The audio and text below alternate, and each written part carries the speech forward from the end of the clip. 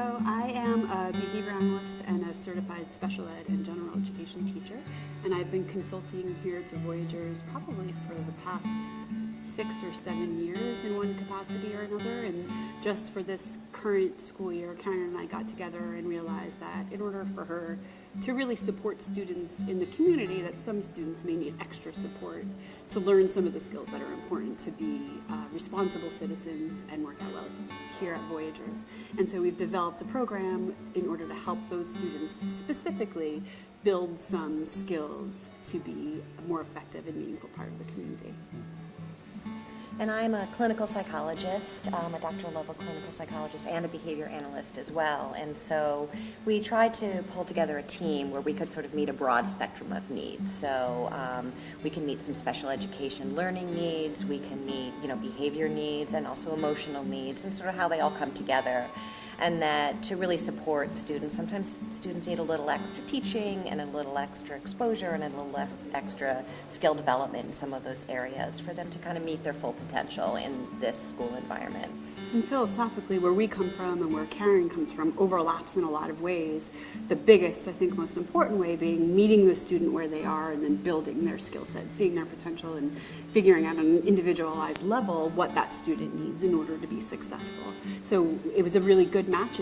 People are sometimes a little surprised about it, being such a non-traditional school, and behavior analysis is a pretty systematic science. And so it seems like a mismatch, but it actually works out quite well.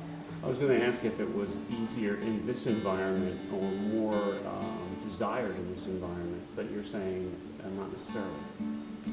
Go ahead. Well, I think that people see a non-traditional school environment as, a very different philosophy than a more systematic approach. And so in that way, I think it's surprising. But actually, I love working in this environment because there's the main focus is what does this individual student need, and a lot more permission around that, a lot more permission to be creative and to be flexible, to do a lot of education in the whole system of really teaching kids to really understand and respect each other and their differences and support each other.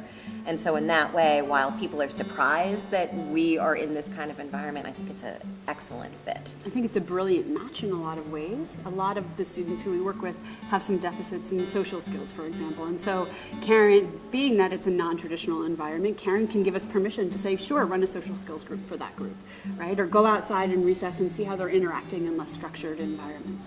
And so it allows us, I think, to be better clinicians and use our skill set across environments and across students, as well as we train staff, we train more support staff, office staff, we meet with parents, we meet with students, we meet together, and so it allows us to really utilize all of the skills and supports that are needed for any specific student. Rather than having this is a plan and students have to fit into it, we really are able to figure out what a student's needs are and build their supports from that place.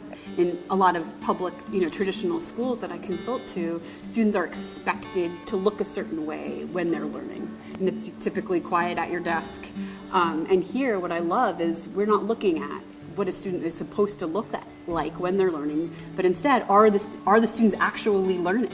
And so not focusing so much on the topography of sitting, but instead, if a student needs to walk around and that's the best way for them to be able to take information in, then we'll let them do that.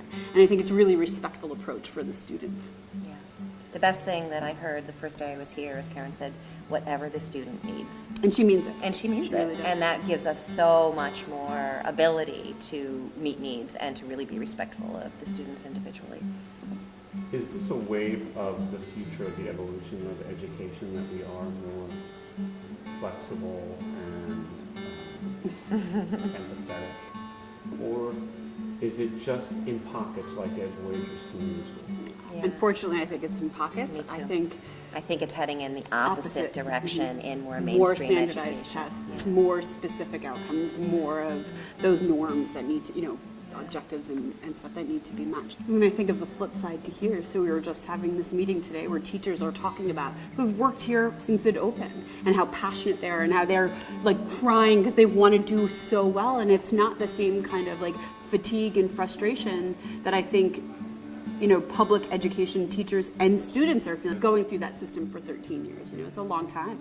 And so I think one of the differences that you see here is the staff are all a part of the community in really meaningful and true ways. And so I don't think you see the same level of burnout. You know, an example that came up in that meeting was a teacher who just came here. He was teaching in a more traditional setting before, and how petrified he would be if anybody would come in with that clipboard. And I was just in last week, and like the follow-up was, all of these things are great. I see that this student might need a little bit of help. Like, what can I do to help you? And just what a different experience that is for the teacher and for the students. You know, students are used to lots of different people coming in here, and you know, I think Karen is really invested in the staff being as supported as learners as the students are. And the staff being happy. Mm-hmm. Yeah, staff happiness, student happiness is really an important thing for them, which you don't always see. And you know, I think they really, Karen specifically, but Voyagers in general, I think really understands that to be somebody who represents the community, that's a wide range of people. And in order to have students be a meaningful, responsible, accountable person in that community, they may need more support than others. And that may be long-term, that might be short-term, but that's kind of what we're here for.